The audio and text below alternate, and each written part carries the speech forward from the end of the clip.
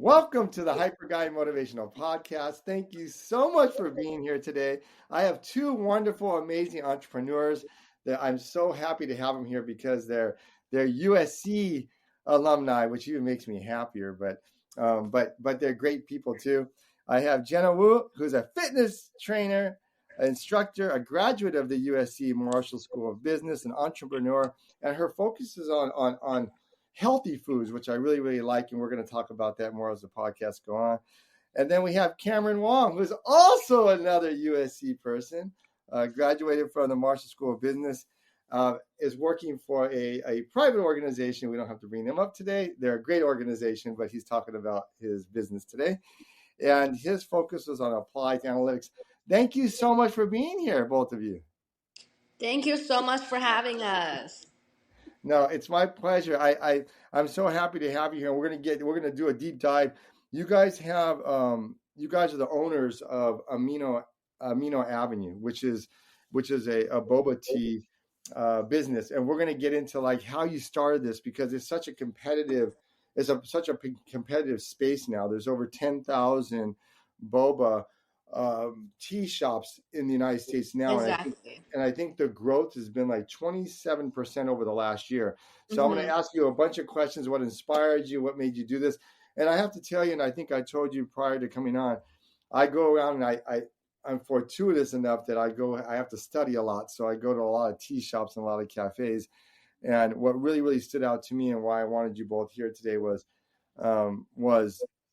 your boba is so different than the other boba that I've had because you actually have a line of healthy and a bunch of healthy items, but also, Jenna, you because you're in the health business there, you even have a protein line, and we're going to get into that and how it kind of distincts itself from other boba shops. So here's how I always start out this way. So I'm going to ask you both a couple questions. So, where were you both born and raised, and what was it like growing up? What made you want to get into this business? So Go ahead, to Jenna. give you guys like a quick background about myself, I actually grew up in China, Guangzhou, and I went to high school in Toronto, Canada, and I spent 4 years at USC here in Los Angeles. So my background is very multicultural. I have been through like so many different cultures, like changed my identities pretty frequently. So basically, I grew up in Guangzhou, and I used to be a very, very skinny and weak girl, and I got made fun of a lot.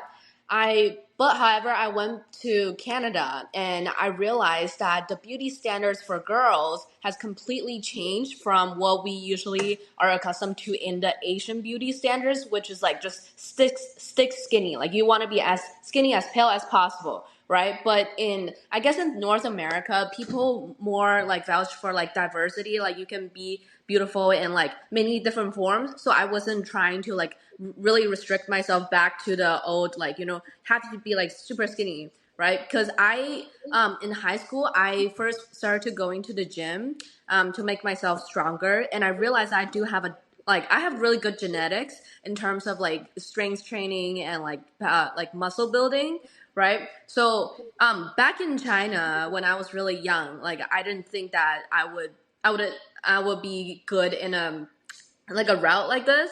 But then after I started working out, I realized that is like really fun. I really wanted to dedicate my career into something that's like related to the fitness field. And after I came to the USC for undergraduate, right? I realized a lot of my friends, especially female friends, they were asking me about fitness questions. And at that time, I wasn't a personal trainer yet. I was just really interested in fitness, right? But I did train more consistently compared to like most of my peers, I would say.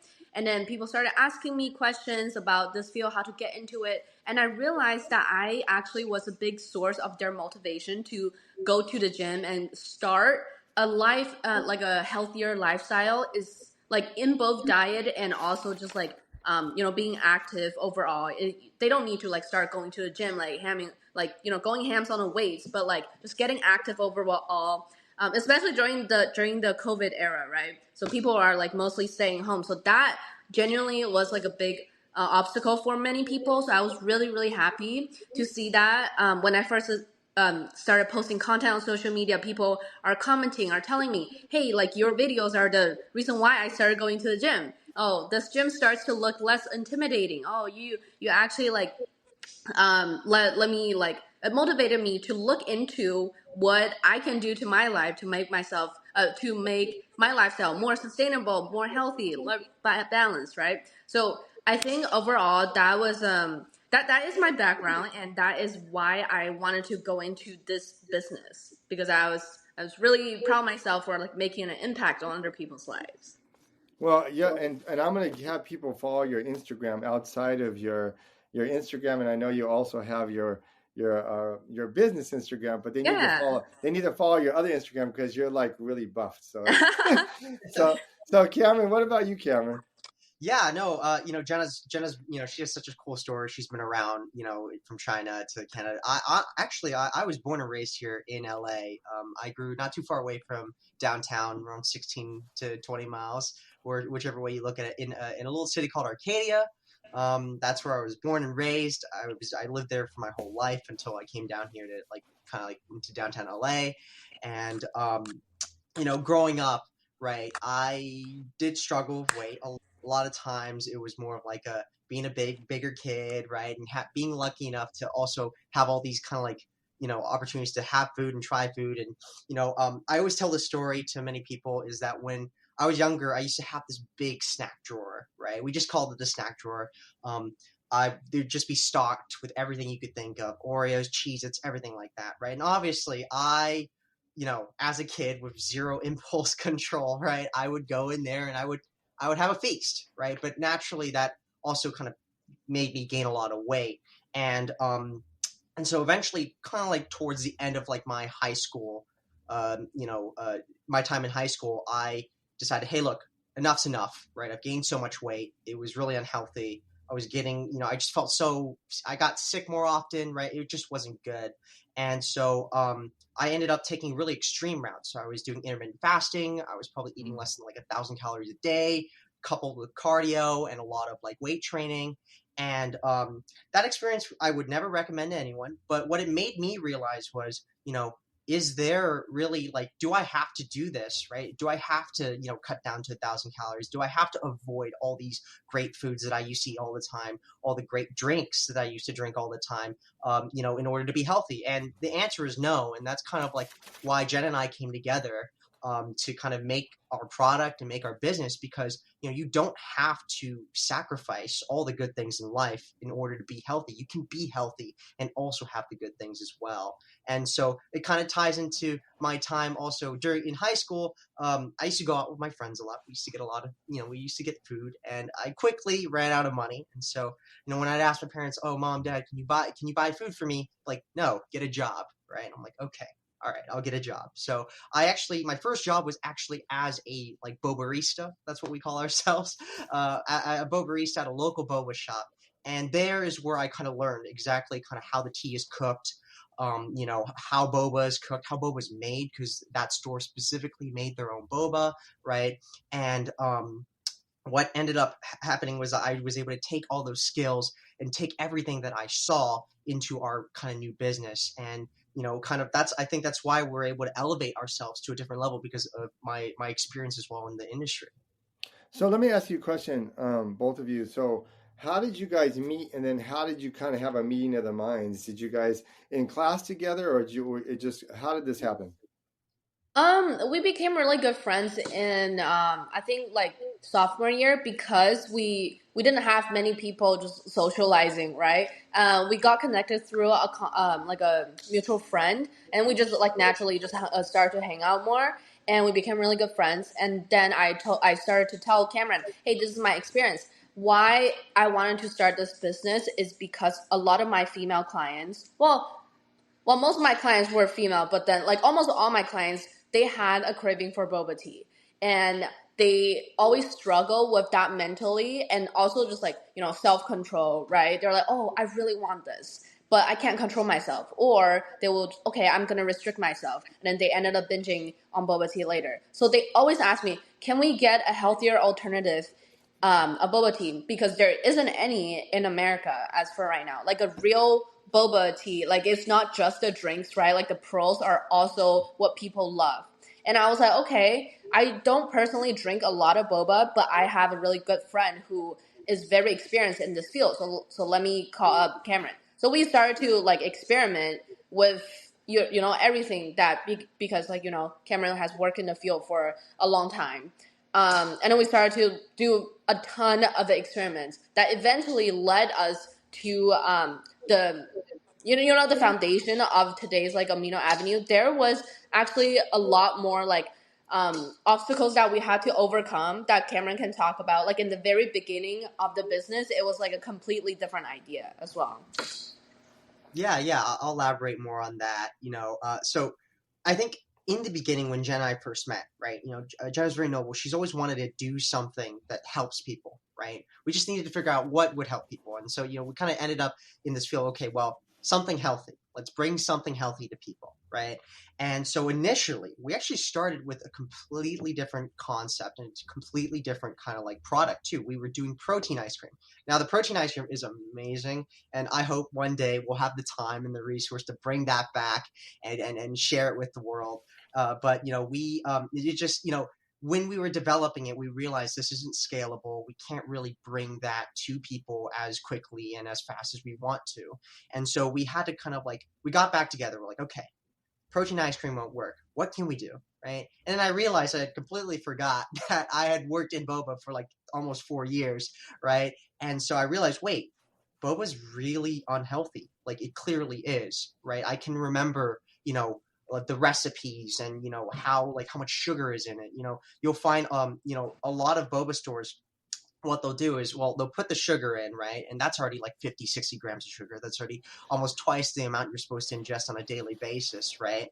And the amount of care and attention that, usually gets put in drinks is very little. So if they make a mistake and there's more sugar in it, they're still going to give it to you because throwing it away would be a waste of material, right? And that compromises your health. And so we got together and we're like, hey, how can we refine? How can this, because Boba's been in kind of America in California since say the late 90s, early 2000s, right? Recently just popping off in the 2010s. And so, it's a very established concept, right? You have your pearls, you have your milk, you have tea, you have sugar, right? But, how could we make that better? Right? How can we make that healthier? How can we make that more consumable for people, right? And so that's how we got to the concept of boba. Kind of like leaning on my experience on the tea cooking process, which is really complicated, a lot more complicated than I at least I thought I had remembered, right? And so when we were testing, we began kind of testing back in March of 2023, right? This was when the idea kind of came fully together, and so we were testing kind of like nonstop every week for a year. And this is a time where Jenna and I were both busy. I had a part-time job. I was taking over 20 units. Jenna also was training people and taking a heavy course load as well. And so, that was really, really tough. But, throughout that year, we had developed our teas and, we finally got to our product in March of 2024. And that's when we kind of officially launched in a sense. Let me ask you both a question then. So your product, I know that the bubble tea shops, they started, it looks like they started, oh man, I think it was, man, what year did that start? Boba first came to the United States and you said like the 90s, I believe. Yeah, late 90s, early And 2000s. then it kind of blew up in popularity. It started in Taiwan and then it became very popular in Japan and Hong Kong. And then it's kind of grown up. It's really blown up here in the United States. In fact, what's interesting, I know I saw a report that one of the first boba shops was in Northern California. It was actually a big he produced boba and would sell it out to people. So the question I guess I have for you is, I was talking to some friends from Taiwan about this topic. I was telling them I'm going to have you both on here, and we were just talking, and they said, yeah, there is a big issue in Taiwan with obesity now because of boba. Because, well, in particular, we're talking about just everybody just is like Jenna was saying, they get addicted to it, and so there's a diabetes issue. So the question I have for both of you then is, how do you test your drink to make sure it has less sugar. And why in the first place does it have so much sugar? Right. I think that it all kind of boils down to the process, right? I'd like to say a lot of boba stores, if you took the sugar out their drink, they wouldn't survive. Like I truly believe my personal philosophy is that a drink should be good no matter how you try it or where it's tried. Obviously, sugar's great; it'll taste good, it'll make something taste better, right? But a drink at its kind of like most raw form should still taste good and have the essence of flavor, right? And so when you go to these other boba stores, right, a lot of the times, the recipes that they have is 2 scoops of this, 1 pump of this, whatever it may be, right? I'd ask them, okay, well, what's in a scoop? What's in a pump? And the truth is, no one can tell me, right? You can't tell me what's 1 scoop of boba. You can't tell me what's 1 pump of syrup, right? That's near impossible, right? And so that's why it's so kind of like, in a sense, that's what's like the biggest problem with modern boba stores is that it is just 1 scoop. It is just 1 pump, but we don't really know how much is going into our drinks. And so that's where Jenna and I kind of took a change. We're like, okay, obviously it's done like that for a reason. It's easy, right? It's easy to just go 1 scoop here, 2 pumps here, right? But it's coming at the detriment of people's health, right? And so what we do is we just meticulously measure and portion control everything. So we know exactly how much creamer is going into your drink. We know how much milk, how much tea, how even the boba, we know how much boba is going into it, right? And the sugar in the boba, we know how much is going in there. So by doing that, we're able to really clamp down on this and say, hey, this is exactly how much you're going in, plus or minus a couple grams, right? And we're able to say, okay, well, this is how much you're putting in your body, and based on the calories that we get, right, and from each and every kind of individual product, we're able to tell you this is how many calories your cup is, right? So that's kind of what we do that's different. Now, it does, I'll say, it does take longer to make a drink than like a typical boba store, but I think that's kind of like our special thing, right? That's where our attention, to detail and quality kind of comes in, right? Whereas that we know there's this much, it's never going to change. It will always be consistent in a sense. Yeah. Well, while the portion control is a big aspect of why our boba is much healthier than the other boba shop, there's actually a lot more aspects that like contribute to the whole brand that I can comfortably say, hey, this is a healthy boba because we actually use different ingredients than what other boba shops are using. So especially in America, there's like different tiers of boba shops. I will say the lowest tiers of boba shop, they don't even use like real milk. They use a lot of powder. A lot of customers, they when they see, okay, milk tea, right? How's milk tea? It must be milk, it must be tea. However, that is not the case for many, many boba shops. Because we deal with the suppliers, we know, because when people are in business, they're trying to make money, so they're trying to use the cheapest ingredients and the most like sustainable, I guess, like for the business. Oh, you can store for a really long time, right? Powder creamer, powders teas, powders milk, like just all the powders flavoring as well. Almost all of those drinks that like all the popular flavors like Thai tea, taro ube or something, there's a mix for that, and most definitely the mix already contains a lot of sugar. If you don't read the nutrition label, you will not know any of this information.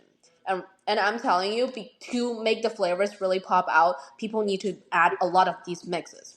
So that's one thing. Another thing is that we actually use a blend of 0-calorie sweeteners. So that is another thing that I believe that lowered the sugar count by a lot. Another thing that people don't really realize is that the boba pearls by itself is not necessarily bad. It is the most calorie dense ingredient of the drink. However, if we portion control it, like what Cameron said, is not too bad. However, the sugar, the syrup that the pearls are soaked in, that is where the major sugar count and calories count in. So we actually use a substitute, a low sugar brown sugar syrup that no other boba shop is using. Because we know, we really learn about each ingredient of this drink. Like, how can we lower the calories without like sacrificing the flavors? And this is one really good strategy that we use. Lastly, we use a high protein lactose free milk. So because it's lactose free, it's already naturally is a little sweet compared to like normal milk. So I would say for even with that boost, we are able to make our drink like slightly sweeter, like even without adding any sweeteners. However, I will say overall our drinks are not the very like heavy sweet size, which I think a lot of especially health conscious customers, they like that flavor. They like it like to be like more refreshing, more light. So our default is 75%, and it's a little less sweet compared to what you will get out there. And then of course, even if you add the syrup, it's a I like I said before, right? It's a low calorie syrup that we develop. Um, so it's still gonna contain less calories, like without sacrificing too much of the sweetness, as well. So that is, I will say that is something that we are really proud of. I don't think most of the other boba shops are not experimenting with this at all. Actually, they just use the traditional fructose, right? So yeah, so a lot of adjustment and a lot of modifications on the on the drinks ingredients, and overall, we are able to present a boba drink that I'm willing to call healthy overall. Yeah, and the one other thing I wanted to ask you, and we'll get into your protein line, is so if I came one day to your store and I said, hey, you know what, I would like to get something healthy here. What would you recommend? And I like boba. I'm a boba fan, but I want to cut my sugar down. Is there anything that's a little less sugar and a little more healthy than an average boba? What would you recommend? I mean, typically, I always, this just goes for like every other and any regular customer. I'd always ask, okay, well, are you feeling like you want a milk tea? Are you feeling you want like more fruit tea? Because we have both, right? We have our fruit teas, we have our fruit tea line, and then we also have our milk tea. So that's what I would ask first, and whichever of the two, I don't know what's your favorite exactly, right? But we try to find like the most like close thing that closely aligns with your favorite. So what's your favorite? Well, let me tell you this, and I think I told this to Jenna. I have to, and I wanted to get into this. So I would like if you could explain to people in the podcast world, because you guys are educating everybody about boba stuff here. You guys are giving the secrets, spilling the tea, so to say, so to speak. So, um, so here's the question. Like for me, I like, and I really love this about how the tea shops have evolved, because, like you said, it used to just be that you go there and you get a boba tea, and that's it. You get a milk tea. That's just pretty standard. There was nothing else there. Then it's kind of evolved. I've noticed in the last year and a half or so. Now there's fruit teas, which I really like. Some of your fruit teas are amazing. Some of they're just absolutely just amazing, and they hardly have any sugar in them. You could, like you said, you can feel the fruit without it really being sweet. And then the cold brew teas. I'm a cold brew tea fan, like the green teas and the black teas, and with no sweetener in them, and they're great. So the question I have for you, I guess, is how did you develop this concept? And are there fruit teas have a lot less sugar than the boba teas? And then how does that work out in terms of, like, for me personally, I like the cold brewed black or green teas with hardly any sugar in all, or maybe it'd be like 10% or 20%, whatever they offer. But is there a significant difference between the boba tea sugar content and then the fruit and the cold brew teas? I would love to bring, like, oh my god, I'm so happy you brought this up because it is very deceptive. Why? Because you got it completely the opposite. The fruit teas actually traditionally contain way more sugar, like compared to a milk tea, because the tea by itself, especially based on the Americans' palates, like the tea will be way too bitter just for a normal person if we don't add anything to it. So most boba shops, even with the fruit additions, right? Well, the fruits are already soaked in syrup, so that's one thing. And they will have to add a ton of other sweeteners in it. Fruit flavor syrup is one component, and plus just like overall sweetness. So, and it doesn't have the milk to actually balance it out, meaning that the entire flavor of this fruit drink is just simply coming from syrup and syrup and syrup. Mm. So that is how most traditional boba shops are serving their fruit teas. I would say that's the lowest tier. There is no real fruits in it, and then upper tier would be like, okay, they use real fruits. However, they still have those sugar content in it. So it's overall like way more sugary and also higher calories compared to a milk tea. Even, well, I would say boba is also pretty calorie dense, but like if you're comparing to the two liquids, the fruit teas are actually like contain way more sugar, which is very surprising to most people because oh hey, fruits are healthy. Yeah, so this is definitely something that people don't know about, and they should definitely be more mindful of. And then what about your cold, your black tea and your green teas? Well, we actually freshly brew them in house. So there is actually like a lot of tea powders that some boba shops use, but we definitely still want to like actually brew the tea by ourselves. Yes, there's a powder for everything. I will tell you that. They Yeah. they'll use like the powder, and then they'll use like concentrate as well. Like I remember going to a boba store, I won't name them, right? Like and I was watching them make the drink, right? I did not see them put tea in my jasmine green milk tea at all. It was milk. There was this concentrate they put in that looked like tea but clearly wasn't, right? They had the powder, and I stood there. I'm like, this is not tea. Come on, right?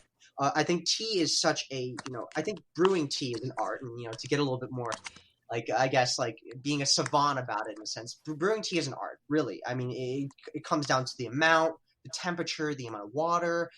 Everything kind of comes together, and so Jen and I specifically follow a very very kind of like, I guess you could say, we self-developed it, right? Where we kind of put together, okay, well, this is the temperature we're finding based on all the studies we're doing that we should brew this specific tea at. And this is the amount and the concentration we should focus on, right? And so again, that I just don't think that amount of care is really put into a lot of the other, like Jenna refers to as like lower tier boba shops, where it's 2 scoops of this, 2 scoops of this, one little pinch of this, and then they will mix it and give it to you, right? There's no care in that, and I don't think they even know what's going into those drinks as well. Yeah, I like I said, I've noticed that Jenna, well, actually, what both of you guys have said. I always when I because I'll go look and I'll see what they're doing, and there's a few shops I'll see. You could actually see it's actually cold brew green tea, because you could see all the leaves in there. You could see that it was sitting there, and the owners. So after a while, I get to know them. They'll say, "Hey, Fig, this has been in since yesterday," so because the health benefits of green tea and black tea are amazing, but it kind of gets offset, like you said, Jen, if you're throwing all this other crap in there, right? And one of the things I really love about yours versus your tea shop versus other tea shop is, like you said, it was not overly sweet. Um, the variety that you had, the care that you took in making it, it was a very, like you said, when I ordered some, I went there another time. It took a while for the order to be made. It took, I think, about 15-20 minutes. And I have to tell you, it was fantastic. And the people that I went with loved it as well. Um, Let me ask you, I think, Jenna, they got a protein one. So can you explain to us what the protein ones are? Yeah. So actually, I would like to tell you a funny story. Actually, so we started off with like protein bobas very specifically because I was like, okay, well, people hear fitness, protein this, protein that, and when we try to push it out to our friends, a lot of them they will assume, not even our friends, just like people we told this concept to, right? They will be like, oh wait, it's a protein drink, it probably tastes bad, right? And we realized that this assumption actually would be a big obstacle for us to overcome because no one wants to try it except for people who actually understand, oh hey, this is the benefits of protein and I also work out, so this contributes to my lifestyle. That is actually a very small demographic, so we decided to make a line that we usually talked about, right? Like that is just overall low sugar, low calorie, and lactose free. This is more acceptable by the public.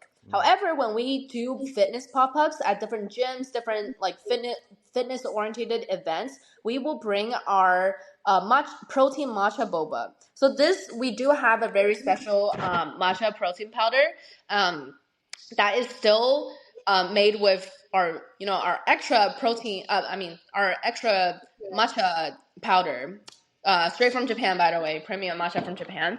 Um, so and also with real tea still. So we do have that protein boost from that protein powder. This is I would say that's our like signature protein boba right now because people at the fitness events they love it. Like every single time they're like, oh wait, it doesn't even taste like a protein drink, which is a very big focus for us because we don't want people to be like, okay, well, this is healthy, that's why it's supposed to taste worse. I don't want this to be our brand image at all. I honestly think like people almost all people get really surprised when we tell them, hey, by the way, this happens to be healthy and high protein. It has 25 grams of protein, for 265 calories, including the boba pearls, which is, so this is the macros wise, this is very fantastic. So this actually like it just does really well and in like all gym settings. We haven't experimented though, like to sell it regularly at our shop just because of the problem that I brought up. People are scared of the word protein. But when we get our own shop in the future, hopefully soon, we will probably have that in the shop as well. Just because like we can cater to all sorts of customers. They come here, hey, I heard you guys have protein boba. We got you. We can still provide that. Yeah. I love that. So let me ask you. I'm gonna go into specifically all the different flavors you have in a little bit. I just wanted to ask you a couple things though. This is the fun part, but it's painful too. So, what has been the most disappointing part of starting the business from scratch? And then what has been the most exhilarating part of starting the business that you did not expect before when you started this, because you're both in a great business school and you're probably like, oh man, we know what the problems are going to be. We know what the problems are going to be. But what has like surprised you? Like, well, they never brought that up in school.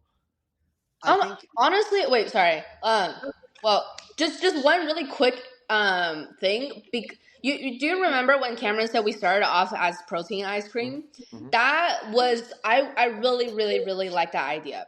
However, and then people really liked the ice cream too. Like some of them even liked it more than the boba that we had back then, right? So I was like, oh my god, I can't believe I have a product that people like, but I can't even serve it. Why? Because we couldn't store it, and we couldn't like really expand the flavors, and we couldn't serve people efficiently. So like everything about the logistic, like the operation behind like the product, is stopping us from providing this amazing product. Which is what that was honestly one of the biggest like disappointments that I experienced because oh my god, this low calorie, high protein tastes great. There's like you can do so many things with it, but I can't even sell it just simply because of the storage facilities and everything. We had nothing back then. We didn't even have a kitchen, and we were experimenting, right?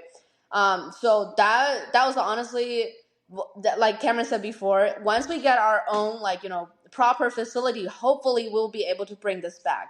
So that will no longer be a disappointment. Hopefully.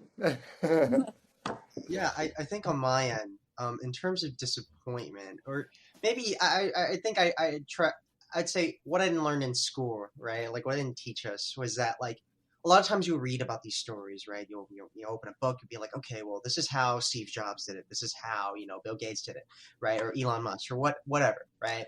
And you're like, okay, cool, but no one really understands like how much genuine work and like how much of your soul you have to pour into something to make it work. Someone once told me like it's really easy to go from 1 to 100. It's infinitely harder to go from 0 to 1, right? And so that's that. This whole journey of going from this 0 to 1 has been it's been a wild ride. A lot of sleepless nights. I'll give you an example. Like when Jenna and I first started, we had a partnership with kind of like a store in Koreatown, right? And we were trying to get everything together. It was just Jenna and I. We were still hiring people, but we had to do all the setup, right? So, and in order to be competitive too, we had to open up really late. And so, Jenna and I would work from maybe around 6 a.m. in the morning to 2 a.m. at night, right? We'd go home, get as much sleep as we could, wake up, do the same thing again. And in a sense, this was the work we had to put in to lay kind of like the foundation and the groundwork. And that's something they don't teach you in school. And I think in life, it's really one of those things you only learn when you're in it, right? Because again, many things in life are easier said than done, right? People can say, oh, just sleep for 4 hours that night, don't worry, right? But when you're actually in that moment, right? when you're so tired, you've worked your, you've worked 20 hours in the whole day, right? You can barely lift your hands, right? There were times out there where I'm sitting there, I got my hands over my face. I'm like, man, this is tough, right? And even during, when we were testing, right, it was equally as hard. I mean, with my school schedule, with my work and everything like that, it was so difficult to balance. I mean, Jen and I were meeting up at like 9 p.m. to like, experiment. I remember 9 p.m. Thursday nights. It's exactly what we did for a year straight. Thursday and more days too. And it had to be late at night. So we're having caffeine now at night too, right? Now we're staying up late, right? You know what I mean? I'd have to clean the kitchen, right? This was the kitchen at my old home, and we would invite people over and test. And overall, I just don't think people kind of understand, oh, this is the amount of work you have to put in, right? And that's something I didn't expect. I thought, oh, this is going to be easy. I have all the knowledge. I've worked in this industry for so long. I should know. And boy, I was wrong. There was so much more for me to learn about the process, right? And about how to put things together that I just had no idea. Because when you go into a store, when you start working for a boba store, they already have everything. You have a manual, you have all the machines, the fancy gizmos and everything like that. We didn't have that. We had a pot, water, some loose leaf tea, right? So really like, low tech, right? And so, that to me at least was what kind of took me kind of like, in a sense, like a disappointment where I expected things to be easier. It was not, right? But I'm happy that it happened because ultimately Jen and I are tougher, because of it. And I think something exciting is, that Jenna always, kind of brings these amazing opportunities to our table. Like I give an example. Like we had a time where we have a friend that works very closely with 100 Thieves. They're kind of like a gaming organization, very, very popular in LA. And we were actually able to go into their compound and just give players and give staff our drinks and kind of put our name out there, right? With such a kind of like a kind of a great IP. And so, Jenna's always bringing all these great opportunities, and even being on here as well is such an exciting opportunity. I'm always excited to do crazy things, and we meet crazy people, right? And from all walks of life. And that's probably for me, like the most, rewarding part about, what we're doing is that we get to meet so many cool people, and we get to be connected with kind of like all these great communities and groups of people as well. So I love that, Jenna. And what's the most? I guess what is the most rewarding part for you? Okay, so before I get to that, okay. So customer reviews are honestly, it's the answer to both of your questions. So I will start off with like the disappointing, I guess. So recently, we've been doing pop-ups at this very Chinese centered kind of like market with, we had a partner doing noodles food truck, and we were selling our fruit teas there. And then one day I was just scrolling on social media and I realized that someone, well, a big blogger actually, well, yeah, she was decently following. And then she was like, oh my God, like, I got promoted this drink at this food truck, and it was overly sweet. Like it didn't even taste good, blah, blah, blah. And I was like, wait, this is kind of insane because we literally, our whole thing is that it's not too sweet, and we purposely have the sweetener, like even compared to our default, like it's defaulted to 50% for the Chinese palate, which is like even less sweet. So I was like, wait, why is she writing a review, like a negative review on our drink, especially for it to be like, oh, it's too sweet? And I was like, wow, I can never win. Like we already lowered this default. Like I can't believe it. And like, and that's the thing. People don't really like writing good reviews if without any incentives. And people always write negative reviews when they had a bad experience. Honestly, like if they have a slightly bad experience, they will probably write about it. If they had a really bad experience, they will give 1 stars, which we have received due to like it was just a really difficult arrangement, and we had to suck it up because we don't have our own shops yet, so there was a lot of factors that was affecting our reviews.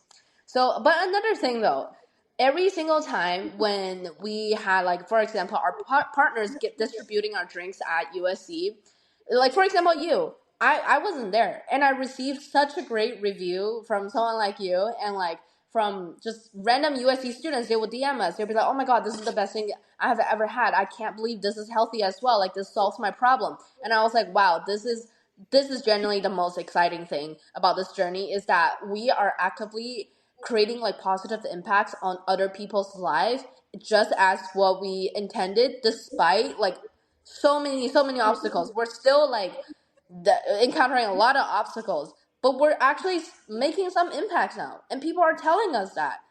So that's definitely like the most exciting and thing. I and can't and believe it. and guess, and I also, Cameron, and I also had some lunch you guys were selling. I have to tell you, you guys were selling some food the day that I went. I'm not sure where you were having drinks and food, so I got both. So Oh yeah, no, that was the collab that we had.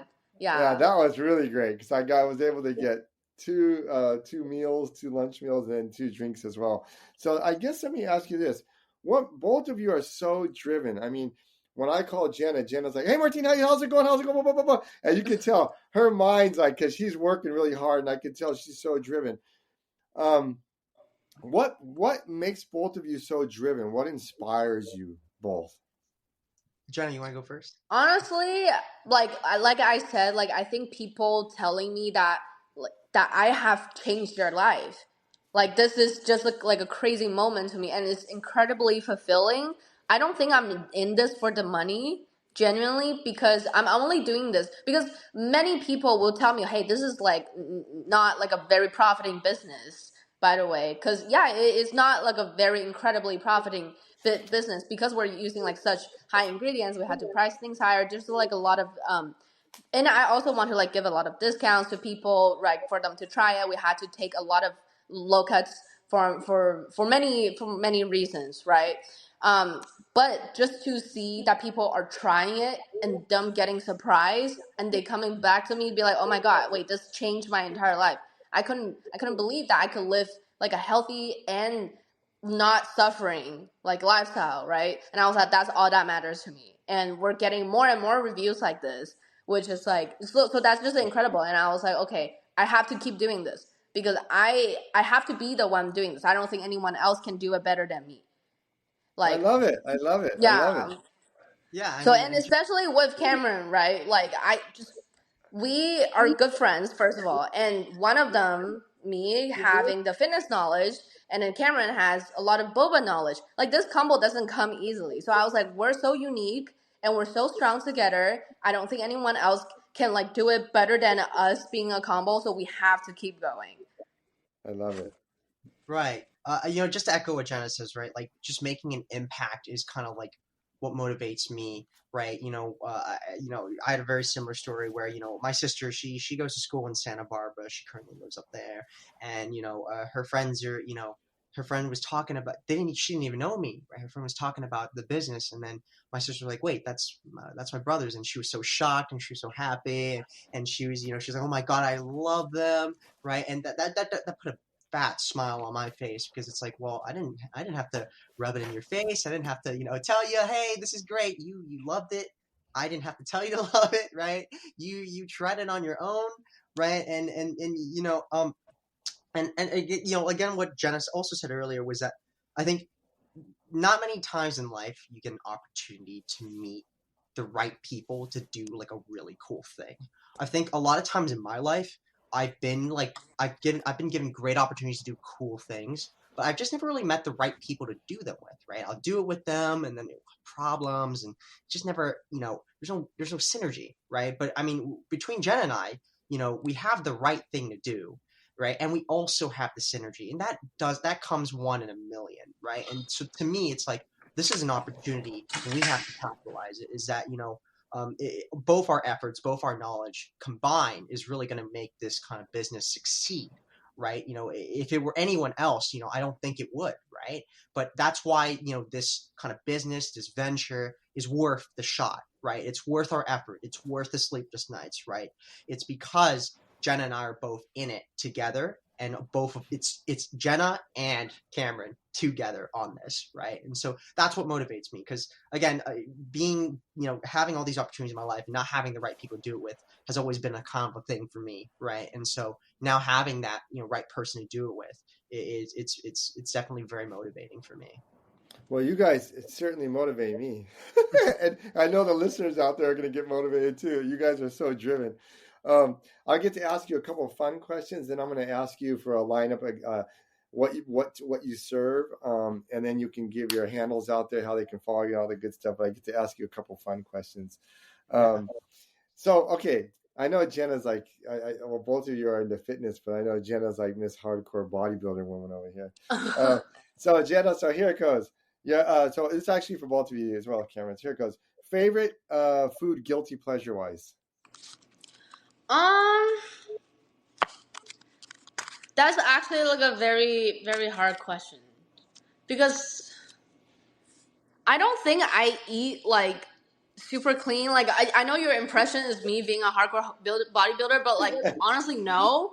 And also, what I did a lot in the gym was powerlifting. So honestly, like if you know the powerlifters, they don't eat the cleanest. But I don't know actually. Cameron, maybe you can answer it first. I don't think I have any like guilty pleasures. Yeah, when you asked me that question, I was like, I already knew exactly what I did. I've not had this in 6 years, maybe 7 now, right? I absolutely adore milkshakes, right? I love them to death. I love the In-N-Out milkshakes. They have the vanilla one. When I was a kid, that was a treat. I would always drink it. And then I realized one day my dad was like, these things are like really unhealthy. I was like, no way, right? And so I actually I completely cut them off. Like sometimes when I go to In-N-Out, I'll look at the milkshake machine and kind of tear up a little bit, right? Like, oh, I really want it, but I know I can't. This is horrible, right? So that's my guilty pleasure. I love myself a good milkshake. I just haven't had one in like 7 years. Yeah, because you know they're bad for you, but like you yearn for one, right? Yeah. Oh, I know. Okay, I have my answer. Okay, I really like mochi, and I really like things like rice cake, mochi, all that stuff. That I will say, I definitely have to like purposely portion control and everything. I'm like, okay, I know I can't eat this every day. Can't really change the fact that it is just rice flour and everything. However, though, we are coming up with a mochi waffles with our modifications and portion control. So once in a while, I'm not saying that you should be eating this every day, but if you do decide to eat like in a mochi waffle, we do have a still good tasting but more healthier version of that coming up. Okay, here's the other question. And you guys have to think about this. Is a hard question. It always stumps people. Mm-hmm. If you can meet one person in this world, and it could be any time in the history of the whole world, who would it be, and what would you say? That is a hard question. Maybe Cameron can answer first. I don't know. Man, anyone in history. Anyone. It could be anybody in history. It could be anybody. Then what would you say to them what would you say to that one person? Oh my gosh, that is tough. Oh my, you're right. This does stump me a little bit. I think. I mean, I would definitely. Growing up, right? Growing up in LA, I was always a Lakers fan, and obviously by default, I was also a big Kobe fan, and so. I actually have him on a poster right here. That's why I was like looking in this direction, right? I would love to kind of like talk to Kobe and just ask him, how do you do it? How do you get like that Mamba mentality that he always talks about, right? Like, where do you find that source of motivation? Because we kind of talked about it, right? You kind of asked me what my source of motivation was, but there's I feel like there's levels, right? Like my motivation is just that's great, it's awesome, but like the Kobe motivation is just so different. It's so pure. It's so it's like unrelentless. Like it just goes in. There's no question about it, right? It cannot be questioned. So I would definitely that's what I would ask him. Like where does he find it, right? Because I can't find it. I look for it all the time, right? I can't find that. Well, it reminds me of when people talk about Stephen Curry, because Stephen Curry was the same way. I mean, Stephen Curry. When you ask other players about Stephen Curry, they'd say they never saw a person take 1,000 shots a day. They never saw a person that, everybody else would get to practice at 1:00, and they said, well, he's been here since 8. I mean, right. It's just, it's like another level. Yeah. Okay, yeah. Jenna, now I'm not letting you off the hook on this. Yeah, I have my answer. I don't, Cameron knows him. His name's JP. He goes by JPG Coaching on TikTok and Instagram. I would love to meet him because he actually is one of the I guess like primary sources for me when I first started to learn about fitness and everything. I think his videos are really like he explains things very well, and especially to someone who doesn't really know anything about fitness, like going into it, he is able to explain things very well. I want to meet him, and actually I would love to serve him my boba. We do have a connection with him though. Like hopefully I will actually meet him one day. But I really want to meet him because I just want to see like how his life is because he has been through a lot. I will say he yeah I saw him getting injured and he was like and he also went from like not very popular to like super viral like honestly overnight because I can't believe like him going through all that and then like still like living life. Like I just want to see, hey, like how was your life before, how was your journey, how's your life now, like what are you gonna do in the future. Like he's not dead, he's still going, but I just really want to see him. Well, hopefully I will be the next JPG coaching. Well, probably not, but like to my Chinese clients, girls that look up to me, I want to be that figure to them. Okay, so now I get to ask you this question. So, can you just go over kind of your really quickly what you guys serve at your restaurant or your store, your tea shop? Cameron, you can explain. Yeah. So we have our brown sugar black milk tea. We have our jasmine green milk tea. We have our jasmine matcha, which is nice and special. That's our favorite, right? We also have our taro ube as well. So I believe that's all the milk ones that we have. And then we also have like a mango lemon tea. We have a peach tea. We have like a peach lemon tea, I believe, as well, right? We have a lot of products, right? And I mean, I also want to kind of like plug the future products as well. We're talking about the protein side of things. We have our matcha protein that we mentioned, but we also have protein specs per se of also the milk teas as well. So we have our kind of like black milk tea protein edition. We also have our jasmine green milk tea protein edition. They do have tea in it, so it is still boba. It's still boba tea, just with protein in it, right? And so I think that's all our products right now. Jenna, am I missing anything? For the future, we have Thai tea and Thai roast tea coming up. I think these are gonna be pretty special because a lot of people are requesting them. By the way, this is like a really fun part about like having a business is because like we're actually listening to people because before we didn't even know that people would want fruit teas, right? We were like, okay, well, we're only gonna be boba, like just boba only, right? And then more and more people started to ask about fruit teas. Now I was like, okay, so let's develop this and let's make it quick. And turns out a lot of people like our fruit tea series as well. So now more and more people are asking, hey, Thai tea. And I was like, okay, let's literally hit up the Thai market and let's figure something out. We tried out different recipes. So, we have Thai tea coming up. So that's really fun. And a ton of low sugar sweets coming up as well because we have a lot of partners in this space. And once we have, more of an established storefront, I think I would definitely want to offer these options to our customers as well. Yeah, just like, your sweet tree fantasy land, but making everything healthier. Well, I want to thank both of you for being here today. I know both of you are extremely busy. I'm so grateful that I got to meet Jenna, and now I have two new friends, Cameron as well. I want to thank you both for being here. You're both so inspirational. I think it's amazing that you're taking this and trying to move it into a more healthy thing as well, or with a lot less sugar in it. I think, unfortunately, like you said, I think so many of us love boba, and we don't really understand like the nuancy part of it. And so, like you said, there's so much that goes into this. And I think people they automatically, including myself, I've had to learn over time, like, this is not the same as this place. This place is not the same as this place. And so it's really good to be able to have options out there, at least healthy options for people like us that want to make sure that we're watching our health and we can still have this really cool drink we like, but we don't have to worry about have the guilt Mm-hmm. of all the other, the bad stuff that although it tastes good, and we know it's bad for us. But I want to thank you both. You're such an inspiration. Thank you so much for being here. And so, can you give? What's the best way to get a hold of you on Instagram? How to get a hold of you for events and to visit your shop and all the other good stuff. Yeah, so our Instagram handle is at Amino Av, and I am the person behind it. So, just send us a DM. You'll be talking to Jenna. And right now, we're available on DoorDash and Uber Eats.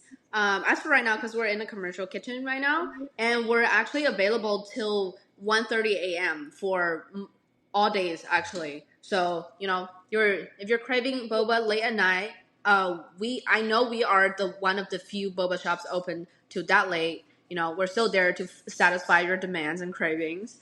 So that's another cool part about us. Do you have email? Do you have an email they can reach out to you, a Twitter or anything like that, or I guess Yeah, we have X now? our email is aminoavenue@gmail.com.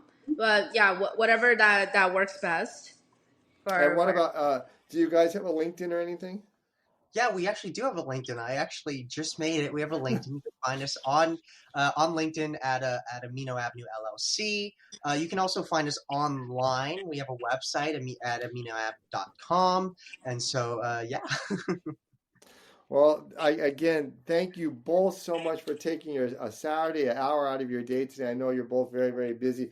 I'm so excited because I get to have amazing people like you to inspire people like myself and people in the community and also like there's going to be like younger generation listening to this and they're going to see how motivated you both are and how you don't let anything stop you both. You both have so much energy and just man, I can't wait. Like I said.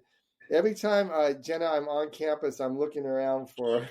Yeah, I'm like, are they here? Are they here today? Are they here today?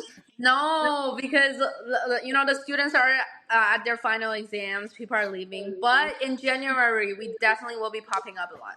No, I know, and I again thank you both so much. And until next time, to our next amazing guests, like Jenna and Cameron here. Till next time, keep learning and fight on.